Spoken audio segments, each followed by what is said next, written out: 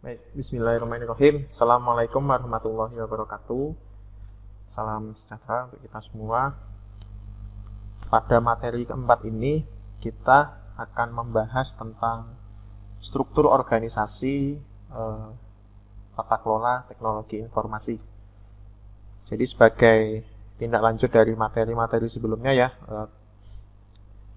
telah saya sampaikan bahwa nanti untuk tata kelola ini akan lebih jelas kalau kita tahu sebenarnya struktur organisasinya seperti apa, siapa saja yang terlibat di dalamnya, posisinya atau perannya apa secara ideal.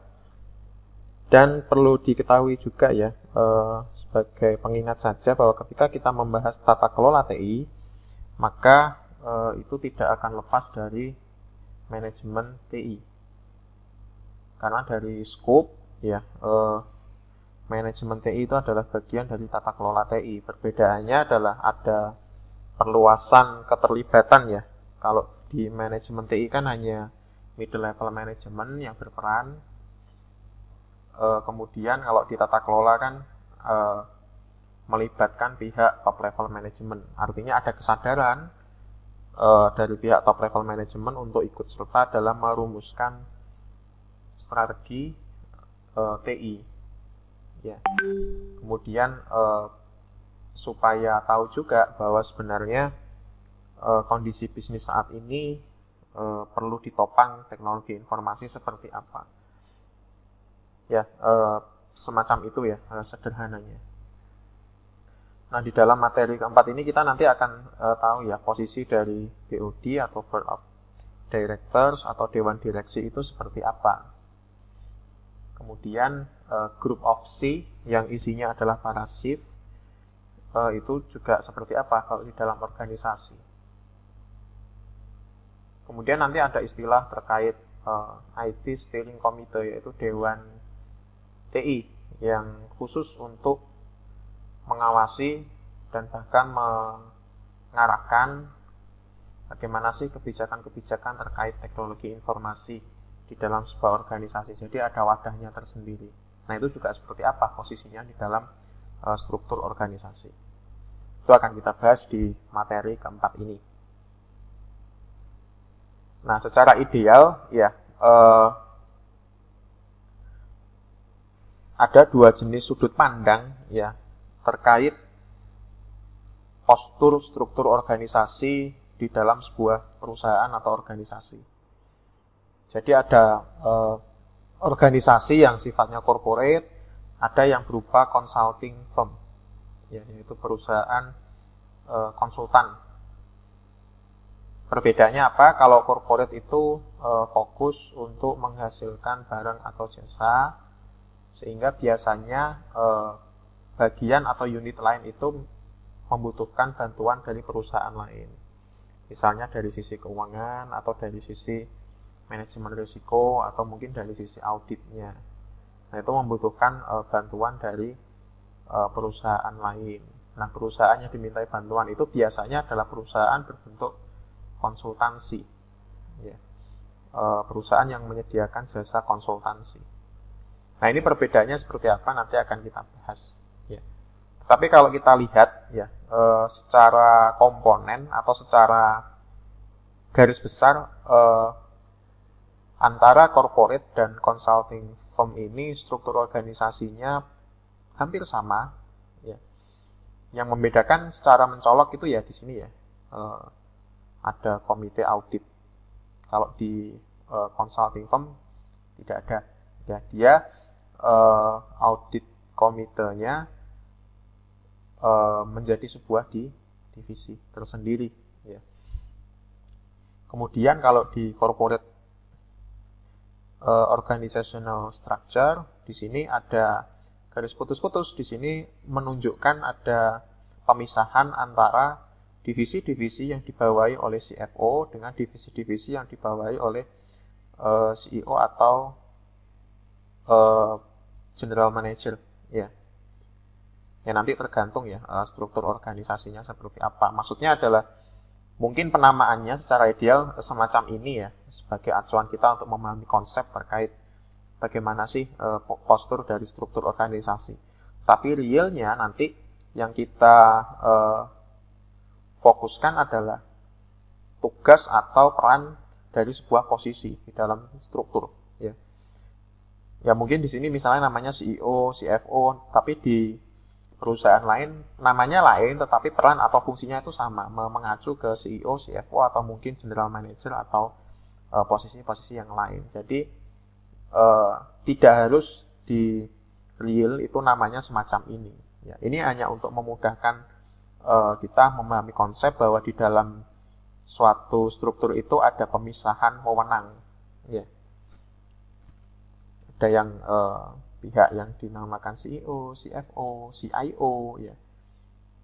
Sehingga nanti akan jelas pemetaannya bahwa sebenarnya CIO ini secara ideal itu dibawahi oleh siapa.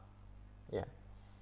Kemudian di bawah divisi-divisi itu seharusnya secara manajemen itu dibawahi oleh siapa. Ya. Jadi semacam itu tujuannya. Kalau di consulting firm tidak ada pemisahan ya antara divisi-divisi yang dibawahi oleh CFO dan CEO bercampur. Ya. Ini mungkin karena mereka fokusnya memang berbeda ya. Kalau di corporate kan menghasilkan barang atau jasa yang sifatnya adalah langsung ke pembeli ya, maksudnya ke konsumen. Tapi kalau di consulting ini agak beda, dia jasanya jasa konsultansi. Ya. Misalnya ada pihak corporate yang membutuhkan audit atau konsultansi terkait audit atau IT risk manajemennya misalnya, nah di situ bisa meminta bantuan dari perusahaan konsultan. Oke. Kita mulai dari yang corporate organizational structure. Di sini ya pertama ada audit committee. Di sini sebenarnya tugasnya itu tidak hanya untuk mengecek atau menilai performa dari IT di perusahaan tersebut, tetapi umum ya audit committee ini ya semuanya dicek apakah dari sisi keuangan, dari sisi aset-aset yang lain, TI misalnya, itu sudah sesuai dengan apa yang direncanakan atau tidak. Nah ini kita kesampaikan dulu ya hal ini, karena nanti juga kita akan membahas ini di materi terkait audit dan evaluasi sistem informasi. Nah di sini ada kemudian dewan direksi. Ya nanti kita bahas ya detailnya tugasnya ngapain sih. Kemudian di bawahnya ada CEO dan CFO. Apa itu CEO? Singkatan dari Chief Executive Officer, kemudian CEO ya, Chief Executive Officer, dan CFO itu adalah Chief Finance Officer. Jadi investor atau yang tergabung di BOD ini gampangnya dia adalah pihak yang memiliki uang. Kemudian di bawahnya ada orang yang memiliki strategi, ya, strategi kemana sih harus menjalankan perusahaan ini. Kemudian ada pihak yang mengelola keuangan, dia yang mengelola cash flow dari perusahaan. Jadi ada dua ini nih yang menjadi tumpuan kaki suatu organisasi. Ada orang yang punya strategi dan ada orang yang punya ilmu untuk mengelola keuangan. Nah, yang punya strategi itu adalah para CEO, kemudian yang punya kemampuan untuk mengelola keuangan itu adalah para CFO. Jadi posisinya kalau di struktur ini sejajar ya. CFO untuk pengendalian aset, biasanya kalau CEO itu karena dia lebih ke strategi ya, maka dia bagaimana sih cara menentukan mengenerate profit atau menghadapi suatu risk yang kemungkinan akan muncul. Nah itu para CEO yang punya inovasi atau strategi tertentu. Dan pengendalinya sekali lagi resource dikendalikan oleh CFO. Nah, kemudian nanti di CFO ini ada bawahan ya, yaitu CIO, Chief Information Officer. Jadi nanti akan kelihatan ya bahwa si IO ini bertanggung jawab ke siapa. Ternyata dia bertanggung jawab langsung ke CFO dan CEO. Ya, secara general ya, secara umum ketika kita potret perusahaannya, maka si CIO ini bertanggung jawab ke CFO dan CEO. Lebih ke CFO ya, karena di konsep ini menyatakan bahwa CIO itu sebenarnya turunan dari CFO. Makanya unit DE itu sangat lekat hubungannya dengan penganggaran ya, karena di divisi atau di unit DE itu biasanya ya ada informasi-informasi yang spesifik terkait keuangan juga, terkait resource lah terutama ya, terkait sumber daya yang dimiliki oleh perusahaan ini dalam kondisi ideal ya, dalam kondisi yang dimana kesadaran implementasi TI-nya itu sudah ideal. Dan nanti kemudian CEO dan CFO ini membagi langsung beberapa divisi ya sesuai dengan kebutuhan tentunya. Di sini idealnya kalau di visual ini dibagi menjadi dua. Divisi yang sifatnya umum, ya ada divisi yang khusus terkait langsung dengan finance. Yang pertama adalah di divisi yang sifatnya umum ada sales, ada manufacturing, ya, ada R&D, research and development, ada marketing. Kemudian di CFO ini membawai beberapa divisi yaitu internal audit, ya. Kemudian ada finance tentunya, ada warehouse, kemudian ada human resource, ada IT, ada purchasing, ya. Nah, nanti di tiap divisi ini akan dibagi-bagi lagi menjadi beberapa subdivisi atau di sini dikepalai oleh direktur ya. Oke. Kemudian di bawah divisi ini sudah bukan pihak manajemen lagi, maksud saya bukan group of C lagi, ya. Dia adalah murni pihak manajemen yang sifatnya adalah operasional, teknis, ya.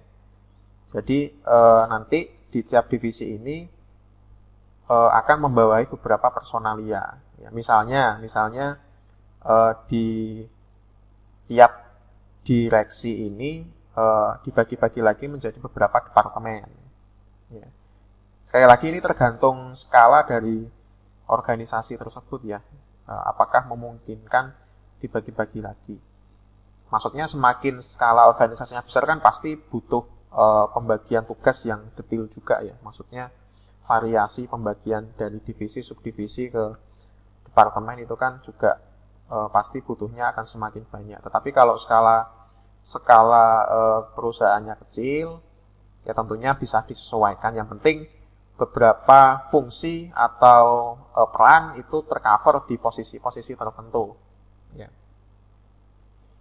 Apalagi misalnya kalau dicontohkan konsep ini dibawa ke institusi pemerintahan misalnya, itu kan penamaannya kan nggak mungkin semacam ini. Ya.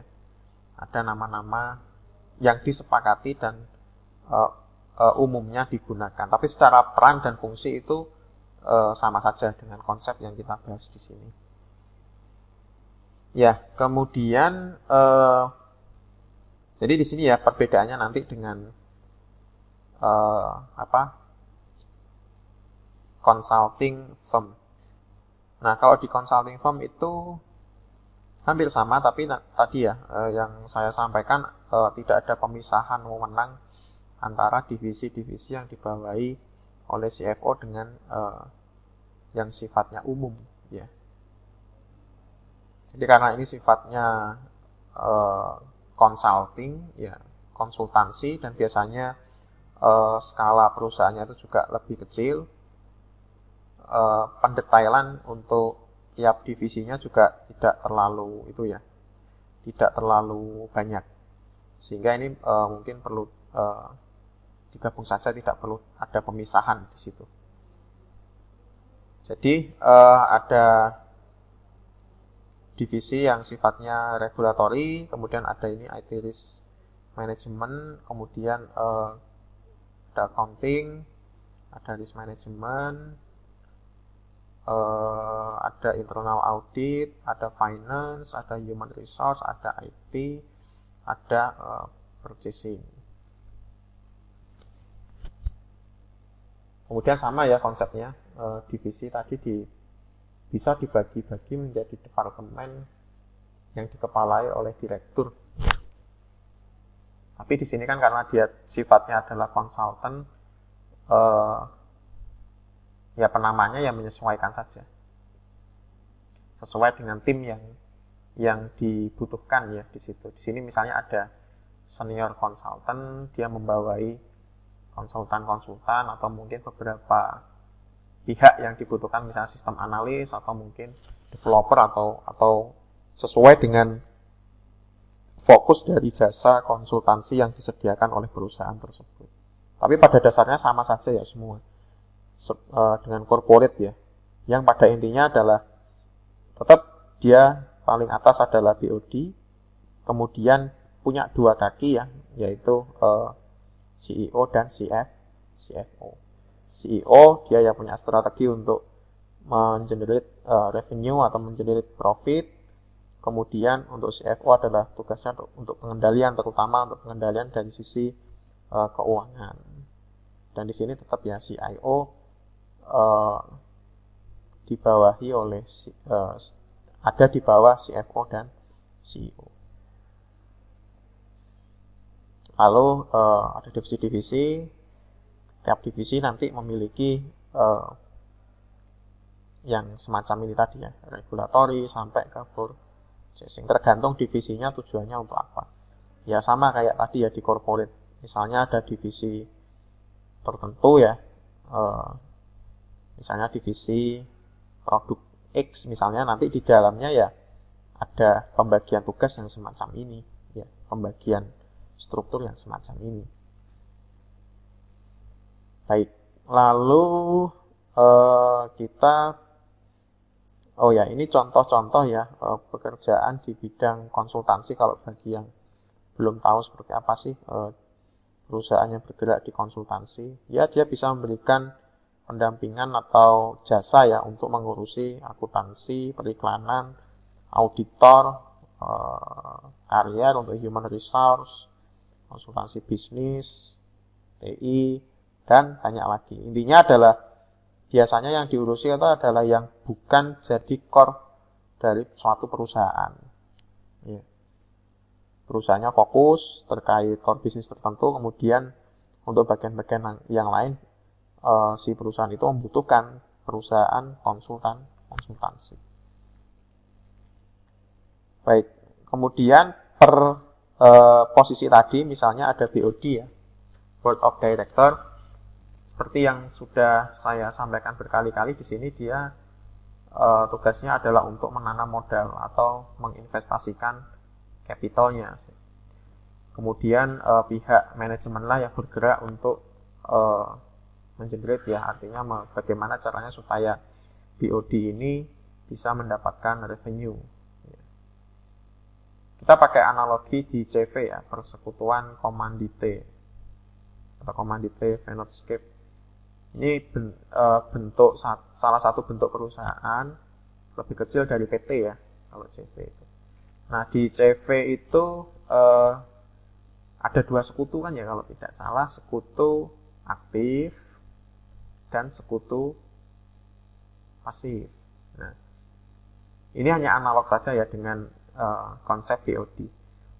Sekutu pasif itu menanamkan modal ya, punya modal, kemudian yang menjalankan bisnisnya adalah si sekutu aktif. Meskipun sekutu aktif di sini juga dia punya kewajiban menanamkan modal saja, tetap menanamkan modal juga, tetapi dia yang bertanggung jawab terkait perkembangan dari perusahaan atau organisasinya. Ya, dia diserai secara akta notaris ya, dia yang secara tertulis diserai tanggung jawab untuk mengelola perusahaan atau organisasi. Nah, Sekutu pasif tidak. Sekutu pasif hanya memberikan modal. Artinya dia tidak diajak atau tidak perlu ikut untuk mengelola perusahaan baik dari sisi manajerial sampai ke operasional teknisnya. Nah, analog semacam itu juga bisa kita gunakan untuk memahami fungsi dari Board of Director atau BOD, Dewan Direksi. Di sini dia tidak terlibat dalam kegiatan operasional sehari-hari, dia mengarahkan CEO dan CFO. Ya.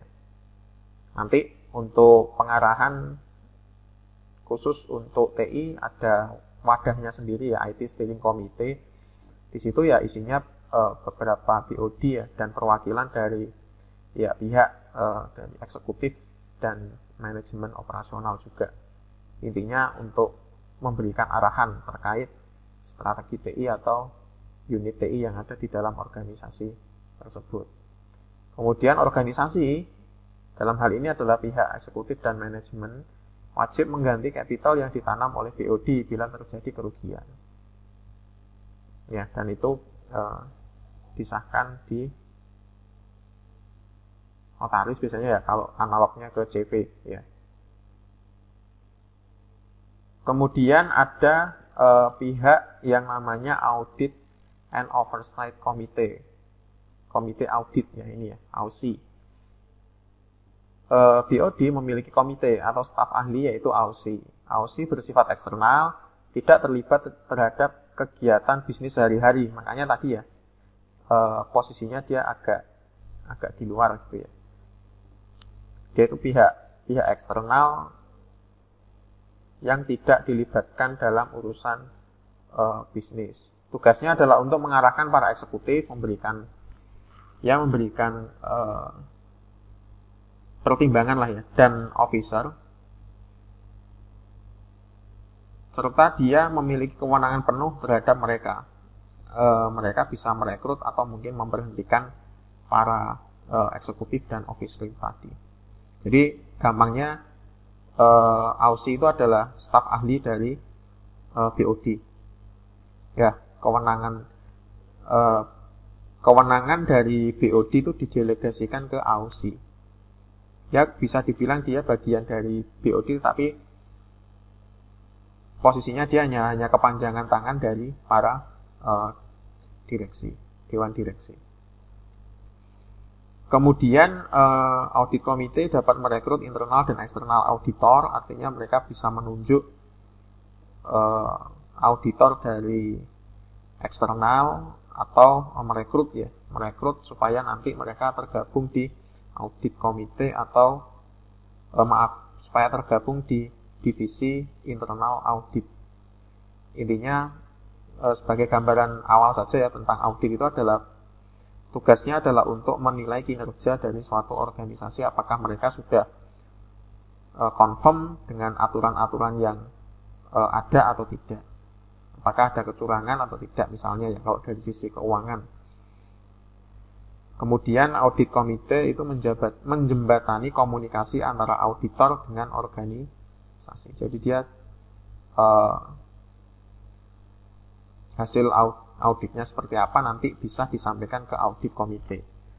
Audit komite nanti akan disampaikan ke pihak manajemen yang eksekutif atau mungkin ke pihak board of director. Kemudian ada CEO, dia bertugas untuk mengembangkan profit organisasi. Dia yang punya strategi, dia yang punya inovasi. Kemudian mendefinisikan arah dan strategi bisnis. Lalu bagaimana caranya dia supaya bisa menarik customer untuk menaikkan pendapatan organisasi. Tapi dia sifatnya strategis ya. Maksud saya adalah bukan teknis kemudian dia turun ke lapangan, enggak. Nanti kan ada divisinya sendiri ya, atau mungkin departemennya sendiri yang mengurusi itu. Tetapi secara fungsi yang abstrak ya, yang umum dialah yang menjadi otak dari strategi yang akan eksekusi oleh sebuah organisasi. Dia yang sumber ide dari sebuah organisasi. Nah nanti teknisnya kemudian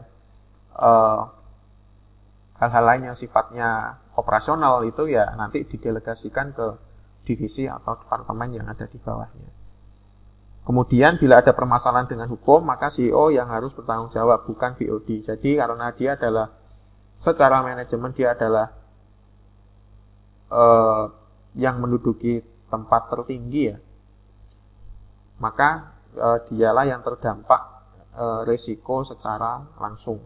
Ya, dia secara hukum dimintai pertanggungjawaban karena dia ya leadernya, tapi leader dalam konteks kegiatan organisasi sehari-hari. Kan logikanya berarti dia yang mengarahkan, dia yang memberikan ratifikasi terkait pengawasan, maka ya dia yang dimintai pertanggungjawaban, bukan board of director. Board of director hanya pihak yang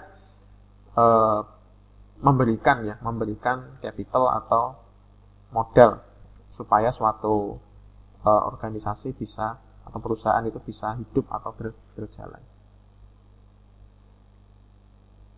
Kemudian ada Chief Operating Officer (COO).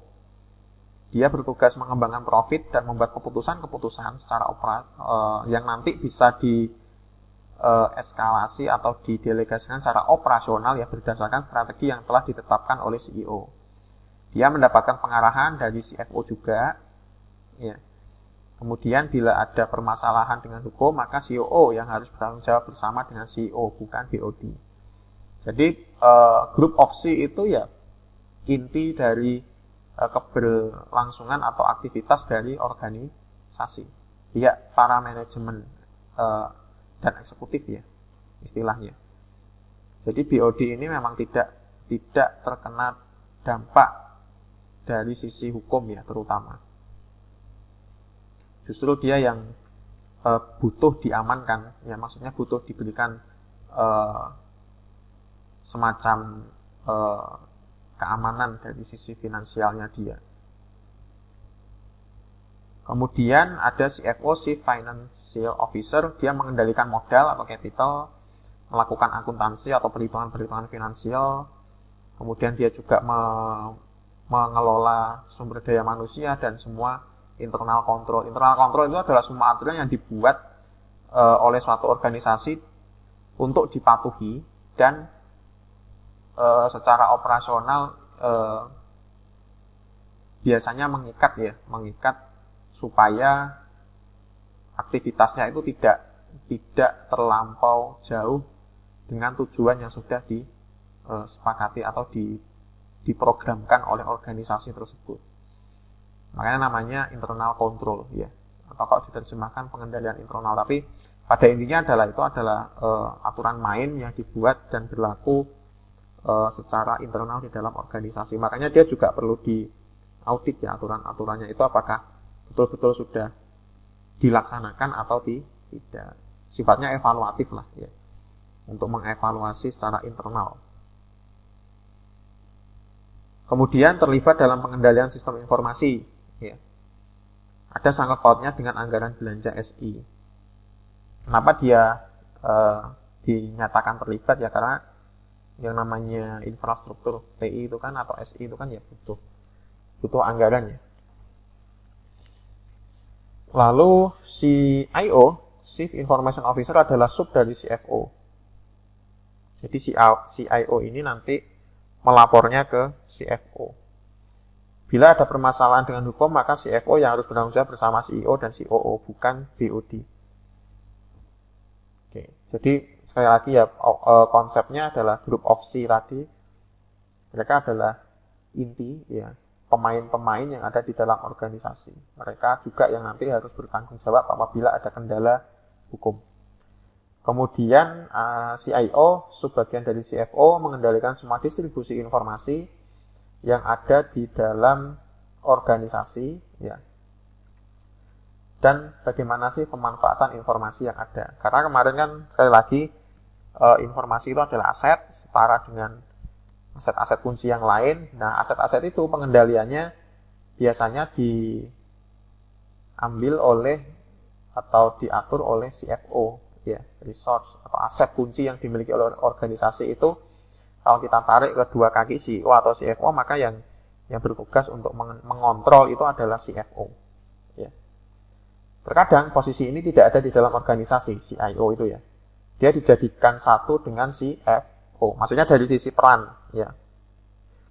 Kan bisa saja atau skala dari organisasi itu terlalu kecil sehingga tidak mungkin membagi-bagi menjadi suatu posisi baru misalnya CIO. Nah, itu bisa dilebur perannya ya secara peran ke pihak yang disebut dengan CFO. Entah itu nanti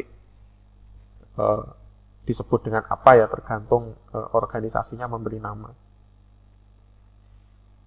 Kemudian bila posisinya sebagai officer, apabila CIO itu posisinya dianggap sebagai officer atau pihak manajemen yang bawahan langsung dari CFO, maka apabila ada permasalahan ya dia ikut bertanggung jawab bersama CEO, COO, dan CFO, ya bukan VOD.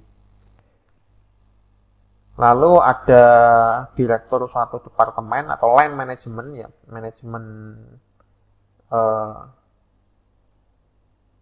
atas ya, itu bertanggung jawab pada operasional sehari-hari pada sebuah subunit atau subdivisi atau bisa disebut departemen ya. Kemudian tugasnya adalah mengawasi pekerjaan para manajer yang berada di setiap departemen. Jadi departemen di director itu ya membawai beberapa manajemen operasional di bawahnya. Bukan manajemen eksekutif ya. Manajemen eksekutif itu yang tadi, yang group of C tadi. Kemudian dia sudah tidak termasuk sebagai officer.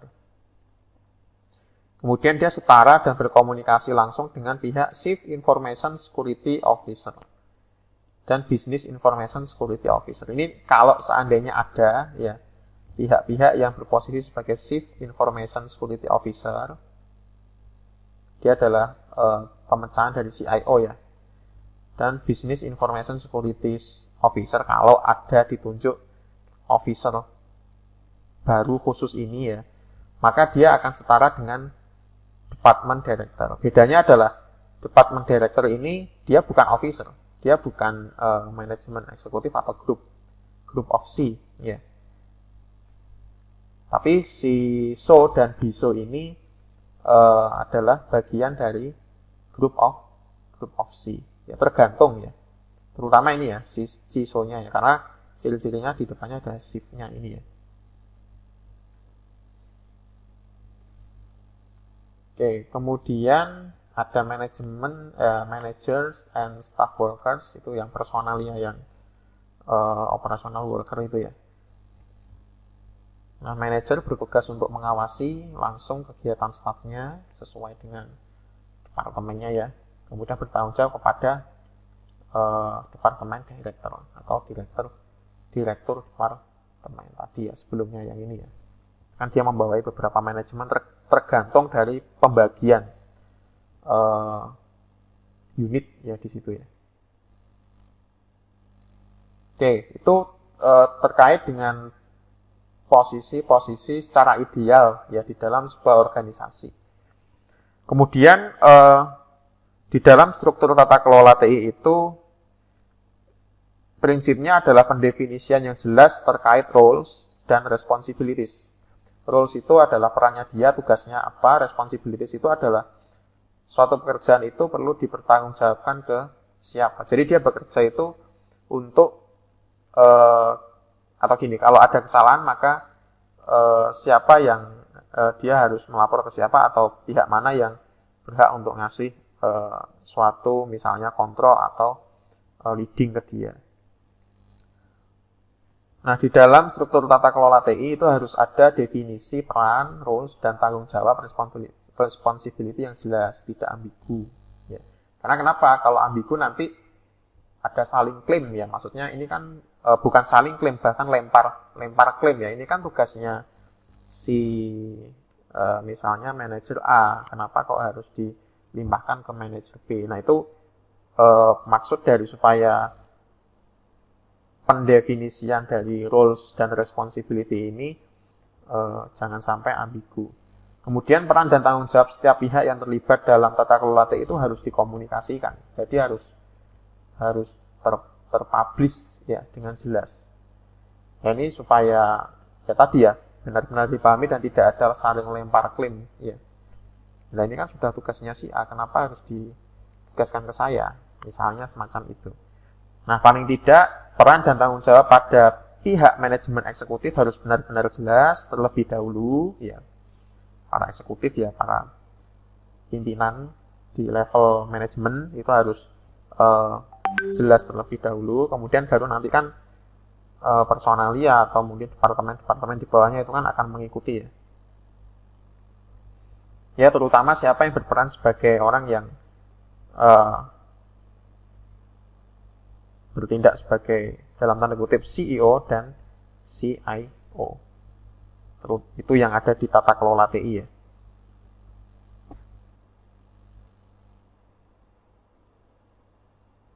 Kemudian apa sih peran BOD, ya, di dalam tata kelola TI? Nah, ini terkait dengan aspek-aspek yang ada di dalam tata kelola TI, ya. Di materi sebelumnya kan ada 5, ya. Ada terkait strategic alignment, value delivery, IT resource management, risk management, dan pengelolaan kinerja atau performance management. Nah, pada saat di bagian strategic alignment, ya, penyelarasan strategis, di mana keselarasan strategis itu kan ketika bisnis dan TI itu kan sinkron, ya. Nah, itu tugasnya BOD apa? Ya, untuk memastikan bahwa strategi-strategi itu sudah layak atau tidak. Artinya dia memberikan pertimbangan yang sifatnya strategis juga, ya. Jadi bukan teknis untuk menjudge ini kurang performanya kurang bagus atau ini nanti pasti rewardnya sekian saja, punishment-nya seperti ini saja misalnya, ya. Nah, itu tidak semacam itu. Maksudnya, ya, karena dia sifatnya adalah kepengawasan, ya. Kalau dewan direksi itu mengatur, mengarahkan, maka ya tugas-tugasnya sifatnya ya semacam itu, ya. Artinya misalnya, ya, kalau misal ada problem yang dirasa secara intuisi dari BOD itu kurang bagus, ya disampaikan, ya. Dan itu harus dipatuhi oleh AUSI, kemudian CEO, CFO, dan sampai ke bawah. Itu harus menjadi pertimbangan utama karena mereka yang pemilik modal, ya, atau capital. Ya, yang pertama tadi, ya, ensure management has put in place an effective strategy. Artinya secara intuisi, ya, secara keputusan atau pemikiran dari pihak BOD, apakah strategi yang mungkin dipresentasikan oleh, ya, CEO melalui AUSI, ya, itu sudah bagus atau tidak.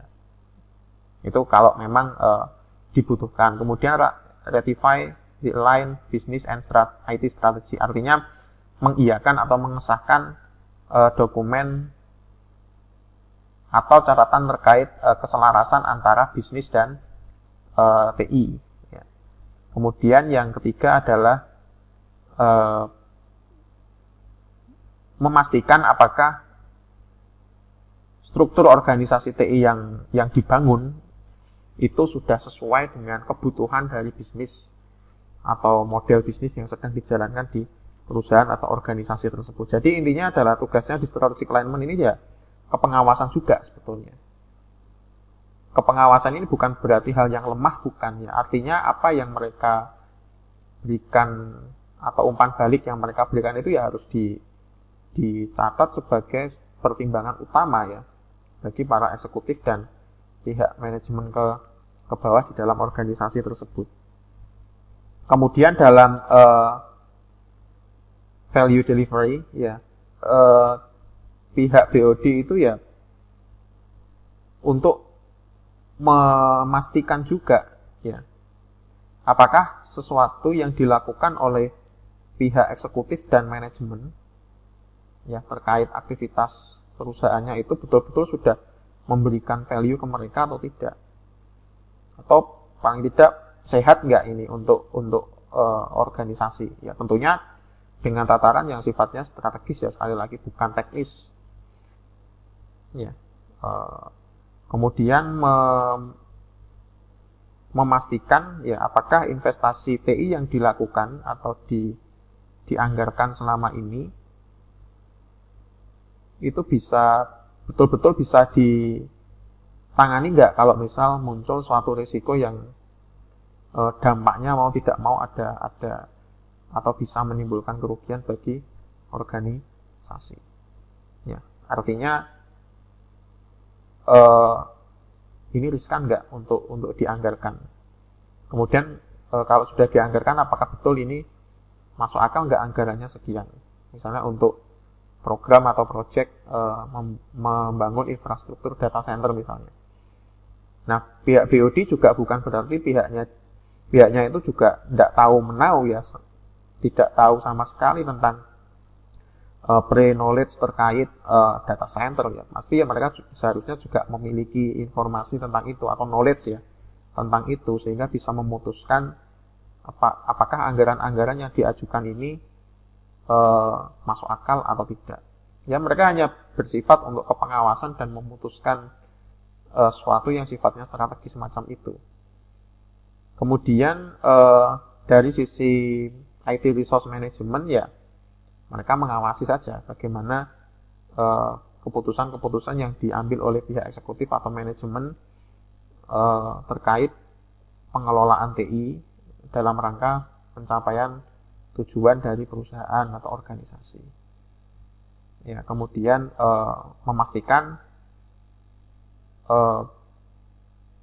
ada keseimbangan antara investasi TI dengan perkembangan bisnis. Jangan-jangan investasinya terlalu besar, tapi perkembangan bisnisnya juga kok begini-begini saja misalnya. Nah, itu juga bisa diputuskan bahwa ini divestasi saja beberapa unit bisnis atau divisi tertentu yang sifatnya terlalu banyak memakan resource TI. Ya. Kemudian dari sisi risk management, ya mereka harus sadar ya, tugasnya ya harus tahu lah intinya bahwa ada risk yang kemungkinan bisa bisa muncul ya risknya itu ya. Mereka juga harus punya pengetahuan tentang itu, terutama untuk risiko TI ya. Kemudian mengevaluasi keefektifan dari kegiatan pengawasan unit TI terkait pengawasan manajemen terhadap risiko TI. Jadi mereka juga melakukan evaluasi ya. Sekali lagi sifatnya ini juga strategis ya, maksudnya bukan hal yang teknis ya. Ya, mereka memberikan penilaian yang sifatnya umum saja, bahwa misalnya ini pihak manajemen kok kamu mengawasi atau mengelola risiko TI-nya kok semacam ini sih misalnya. Kemudian di performance management, maka pihak BOD berhak memberikan penilaian kepada pihak eksekutif ya terkait kinerja mereka di dalam pengelolaan TI. Ya, kemudian bekerja sama dengan pihak eksekutif untuk mendefinisikan atau mengawasi kinerja TI. Ya. Jadi ya sekali lagi ya, pihak BOD itu ya kepengawasan tadi ya. Tugas-tugasnya sifatnya abstrak ya, umum ya, general. Karena dia ada di top level manajemen. Nah, kemudian terkait strukturnya ya, tadi kan kita membahas tentang roles and responsibility ya. Kemudian terkait struktur organisasi TI itu harus jelas ya, mengorganisasi fungsi-fungsi yang ada di dalamnya, terutama fungsi pengambilan keputusan, siapa membawai siapa ya. Organisasi dari fungsi-fungsi diekspresikan ke dalam bentuk struktur ya, rantai komando itu tadi. Kemudian struktur organisasi dapat dikembangkan berdasarkan 3 model. Ini materi terkait manajemen dan organisasi ya, yang sifatnya fundamental. Ya, tergantung inginnya sentralisasi, desentralisasi, atau yang sifatnya federal, atau bahkan bentuk struktur organisasi yang lain yang dirasa sesuai dengan kondisi existing perusahaan. Kemudian domain atau bagian pengambilan keputusan itu biasanya adalah terkait prinsip-prinsip dari infrastruktur atau pelayanan TI yang disediakan, ya. Kemudian pengambilan keputusan terkait arsitektur TI, ya. Kemudian infrastrukturnya semacam apa. Kemarin sudah kita bahas ya, infrastruktur itu bahasa lainnya adalah prasarana. Sarananya ya TI itu. Prasarananya apa? Misalnya sarananya adalah sistem informasi X, ya. Dia butuh prasarana apa? Nah, prasarana itu ya istilah lainnya infrastruktur. Kemudian pengambilan keputusan terkait kebutuhan aplikasi-aplikasi terkait bisnis, kemudian keputusan terkait investasi TI. Ya, maksudnya investasi itu biasanya dalam bentuk project ya, atau program kerja yang nanti sifatnya adalah jangka panjang. Maksudnya program itu perlu dieksekusi atau dilaksanakan karena nanti akan bisa berdampak positif tentunya selama jangka waktu tertentu. Nah, yang namanya project atau program itu kan pasti banyak ya, apalagi di bidang TI. Ya. Intinya kan kemarin memang idealnya semakin canggih TI yang diadakan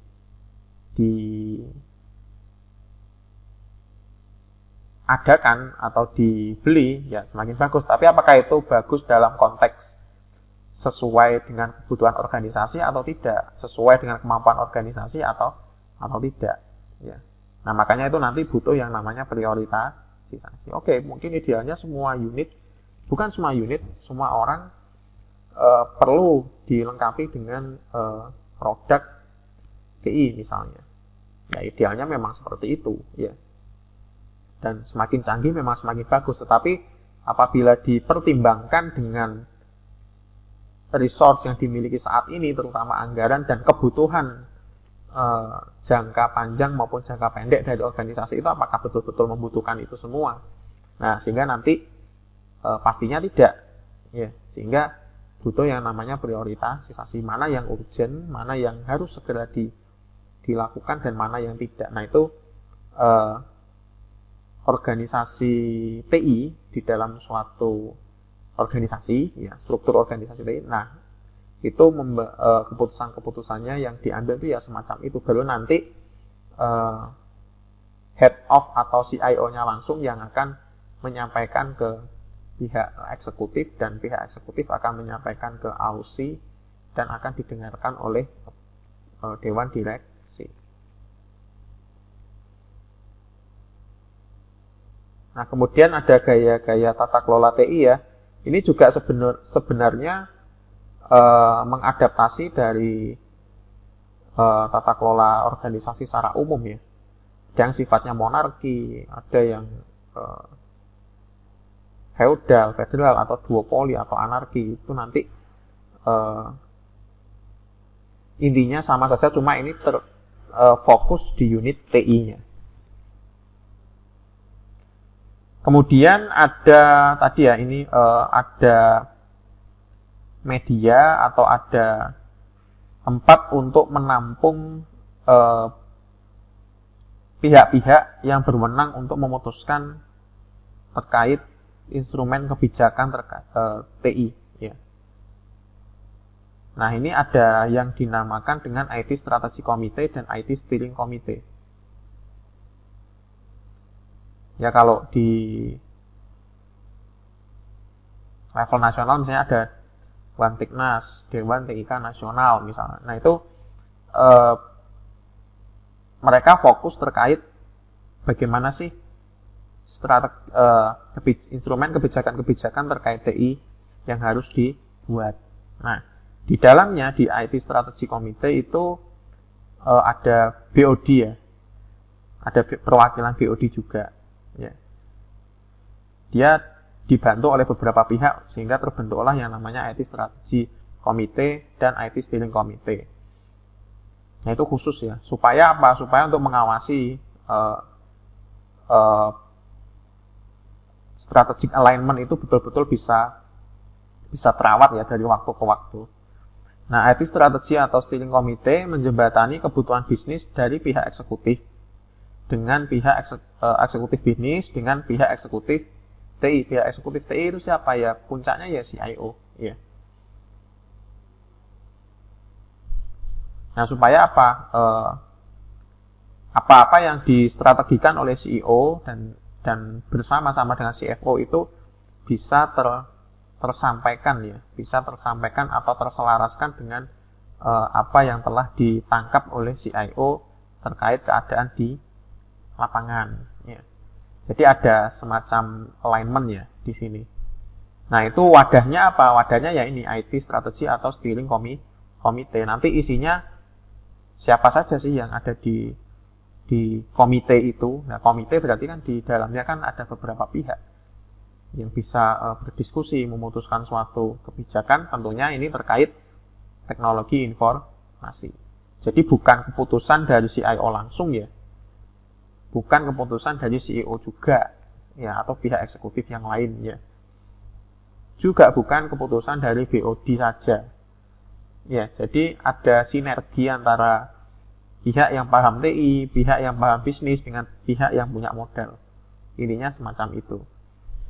Kemudian setiap individu merupakan perwakilan ya di dalam steering committee itu ya.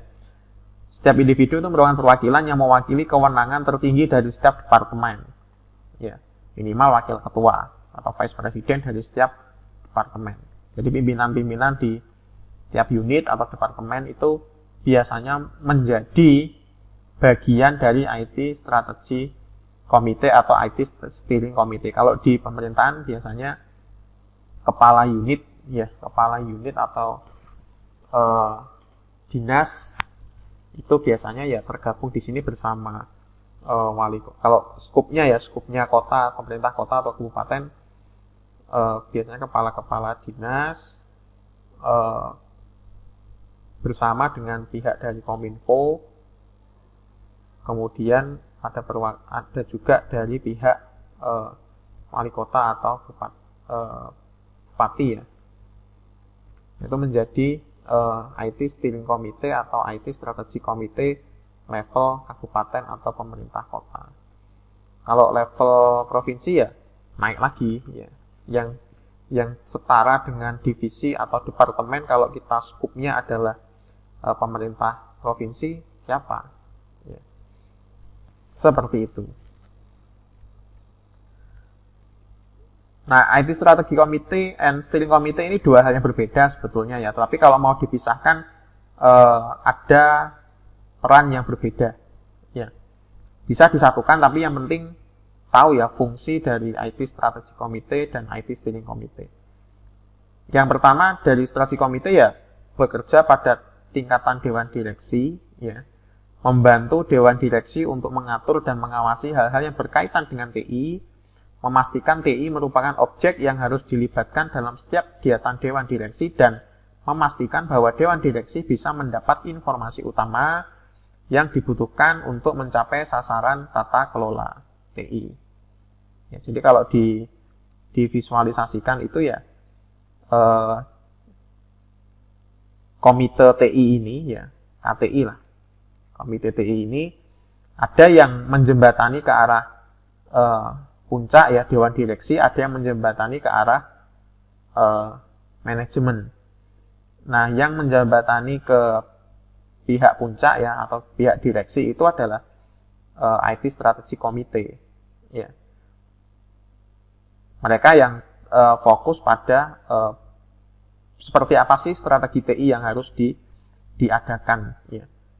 Nah, kalau di level manajemen itu kan level pengarahan ya, maksudnya strateginya sudah fix, baru nanti diimplementasikan oleh pihak manajemen lah. Itu yang bertugas untuk mengawasi ya IT steering, ya. IT steering committee.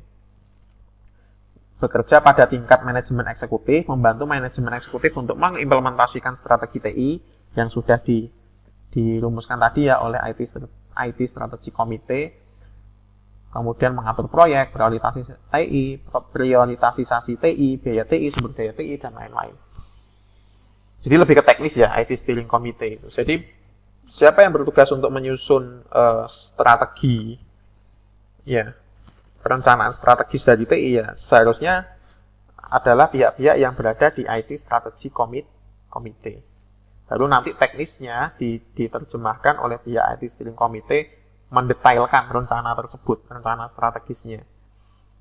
Pembiayaannya, infrastrukturnya, spesifikasinya itu diterjemahkan atau dirumuskan oleh pihak IT Steering Committee. Ini kalau komite TI ini dibedakan ya antara IT Strategy dan IT Steering. Cuman kenyataannya ini bisa disatukan ya. Cuman ketika menyatukan itu ya harus jelas ya bahwa berarti dua tugas ini ya jadi satu ya, jangan dihilangkan satu sama lain. Artinya satu wadah memiliki dua peran ya. Intinya sadar bahwa sekarang tugasnya untuk menyusun strategi TI. Nah, setelah itu beres, baru kita ke tugas yang kedua yaitu mendetailkan strategi yang sudah disepakati. Jangan kebalik-balik ya. Jangan kemudian ada pihak sendiri yang dalam satu wadah ya, ada pihak yang inginnya itu TI-nya programnya gini sehingga harus mendrive atau mempengaruhi strategi yang akan dirumuskan kemudian. Nah, itu kebalik ya. Seharusnya strateginya dulu, baru nanti spesifikasi detailnya itu menyesuaikan. Butuh infrastruktur apa, butuh SDM seperti apa, butuh proyek yang paling urgent, yang mana. Ya. Nah, itu tergantung dari strategi TI-nya. Harus ada dulu strategi TI-nya. Nah, jangan terbalik. Ya, ya ini karena sudah ada apa ya dalam tanda kutip keinginan ya karena ingin project tertentu yang dieksekusi terlebih dahulu sehingga nanti di set bagaimana supaya strateginya itu mau nggak mau ya itu yang harus dieksekusi. Nah itu proyek tersebut yang harus dieksekusi. Nah itu kan berarti kan di sini peran dari komite ini tidak berfungsi. Yang mending tidak usah pakai komitean sekalian ya. Kalau semacam itu justru kenapa kok perlu ada komite semacam ini ya supaya apa yang dilakukan oleh maksud saya adalah apa yang diimplementasikan atau diinvestasikan terkait belanja TI itu betul-betul merepresentasikan kebutuhan dari atau merepresentasikan value yang diinginkan oleh BOD tadi ya atau pihak-pihak yang menduduki direksi ya kan di direksi tadi kan ada yang AUSI-nya juga. Intinya di situ benar-benar pihak-pihak yang paham betul bisnis ini mau diarahkan kemana ya. Jangan terus karena ada TI yang canggih tiba-tiba harus segera dieksekusi ya tanpa mau tahu seperti apa sih kondisi bisnis atau arah bisnis yang diinginkan oleh para misalnya dewan direksi bersama AUSI dan para pemilik modal yang lain ya. Nah ini kalau dikondisikan secara ideal ya semacam ini. Nah ini pendetailan saja ya, ini visualisasi pendetailan saja bahwa pendetailan yang tiap divisi tadi ya di dalam struktur organisasi. Oke, saya lanjut saja ya untuk langsung ke IT Steering Committee. Nah, hubungan antara IT Strategy dan IT Steering Committee dengan IT Eksekutif itu semacam ini ya. Jadi ini ada CIO, ada Vice President IT. Ini kalau memang ini dua pihak yang berbeda ya, intinya VP IT itu adalah bawahan dari CIO. Nah, CIO itu didrive oleh beberapa pihak. Ya. Pertama adalah CEO, IT Steering Committee ya sebagai bahan masukan tadi ya karena dia bertugas untuk mengimplementasikan strategi TI yang sudah dibuat atau disusun oleh IT Strategy Committee. Kemudian ada project sponsor, kemudian ada CFO, kemudian ada COO. Artinya di sini CIO itu hubungannya adalah apa yang dia kerjakan itu berdasarkan keputusan atas pertimbangan CEO, IT Steering Committee, project sponsor, CFO, dan COO. Jadi dia tidak punya inisiatif sendiri untuk mengarahkan atau menurut saya adalah untuk mengadakan suatu perangkat atau infrastruktur TI. Itu bukan ide atau inisiatif dia, tapi ada kurang lebih ada 5 pihak yang menjadi acuan dia. Bahkan dia hanya bertugas untuk implement. Semua keputusan tadi diwadahi oleh IT Steering Committee dan IT Strategy Committee. Ya, pertimbangan lain ya dari CEO, project sponsor, CFO, COO. Kemudian ini alur pekerjaan dari IT Steering Committee atau IT Strategy Committee ya umum saja ya. Intinya inputnya adalah di sini ya. Di sini ya. Intinya ada informasi terkait arahan dari BOD misalnya pembacaan peluang, opportunity, kemudian business continuity atau kondisi bisnis selanjutnya seperti apa. Intinya di situ ada informasi-informasi yang menjadi bahan pertimbangan. Kemudian itu dijadikan pijakan oleh pihak IT Strategy and Steering Committee. Kemudian akan mereview ya anggota-anggota di dalamnya. Kemudian apakah ini disetujui atau tidak, dia harus melewati ini executive review. Ya pihak eksekutif ikut mereview apa yang sudah disusun oleh pihak IT Strategy and Steering Committee. Kemudian BOD juga ikut mereview tentunya via AUSI ya tadi ya. Kemudian dilakukanlah prioritasisasi ya, atau project selection. Kemudian apakah disetujui atau tidak. Kalau tidak ya kembali lagi start dari awal. Kalau iya ya dieksekusi ya. Kemudian apakah perlu ada pengerjaan project lagi atau program lagi. Kalau tidak ya berarti sudah selesai. Kalau iya ya berarti ya ada pengusulan program baru atau lanjutan ya, biasanya program lanjutan.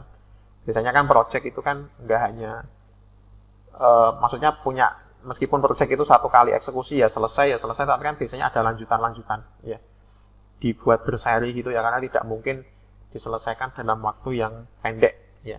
Maka itu perlu pengusulan program baru atau project baru. Nah, secara umum saja ya semacam ini ya. Intinya kuncinya itu ada di sini, di kegiatan review ini ya, atau kajian ini ya. Jadi ada pihak-pihak yang mengkaji tentang plan dari pengembangan TI yang dilakukan oleh IT Strategic dan IT Steering Committee. Jadi powernya ada di review ini, karena di review ini kan melibatkan banyak pihak ya, pihak IT Strategy dan IT Steering Committee sendiri, ada pihak eksekutif, ya pihak eksekutif itu ya CEO, CFO, dan group of C yang lainnya. Kemudian ada Dewan Direksi ikut mereview, bisa dibantu oleh AUSI. Kemudian baru dilakukan pemilihan project. Bisa prioritasisasi atau project-project tertentu yang dieksekusi secara bersamaan. Nah itu banyak yang harus dilewati. Makanya kalau ini kondisi ideal ini diikuti ya tentunya TI yang diimplementasikan itu betul-betul merepresentasikan kebutuhan dari manajemen puncak ya. Artinya kan ada kesadaran gitu ya, ada keterlibatan manajemen puncak untuk ikut mengawasi atau mengarahkan implementasi TI di suatu organisasi. Nah itu yang diharapkan dari adanya tata kelola TI.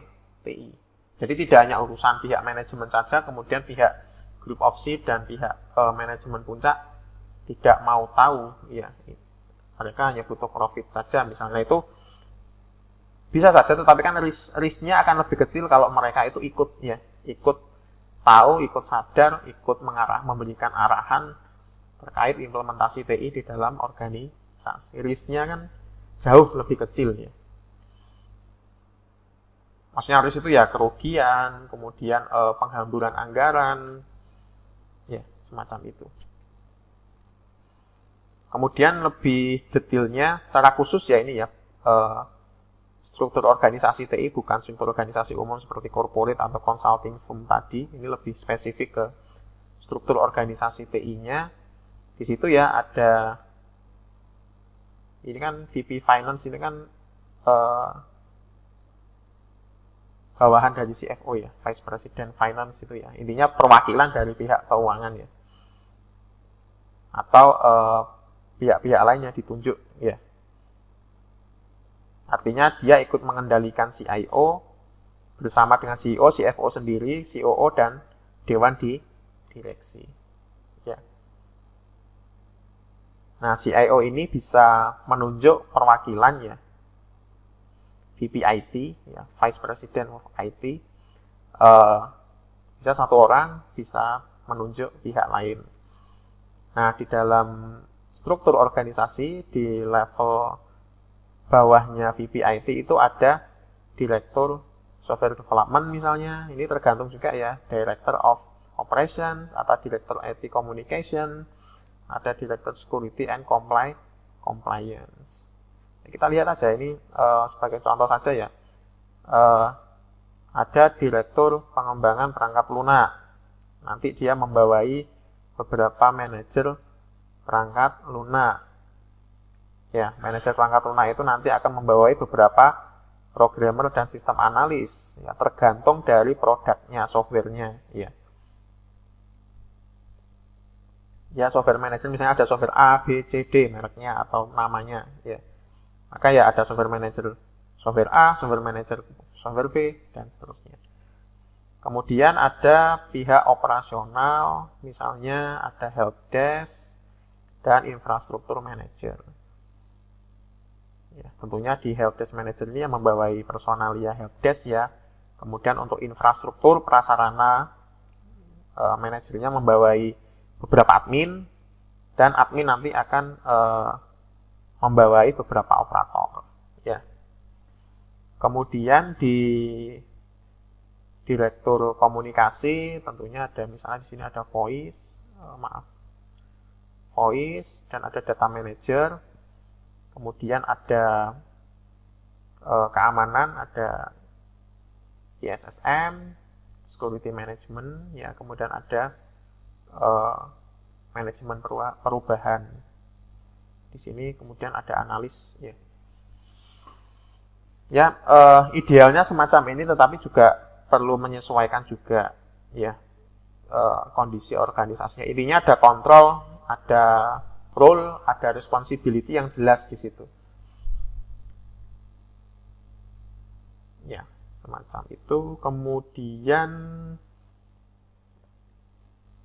oke, ini referensi-referensi yang saya gunakan. Baik, semacam itu materi keempat kita kali ini. Mohon maaf apabila ada kekurangan. Wassalamualaikum warahmatullahi wabarakatuh.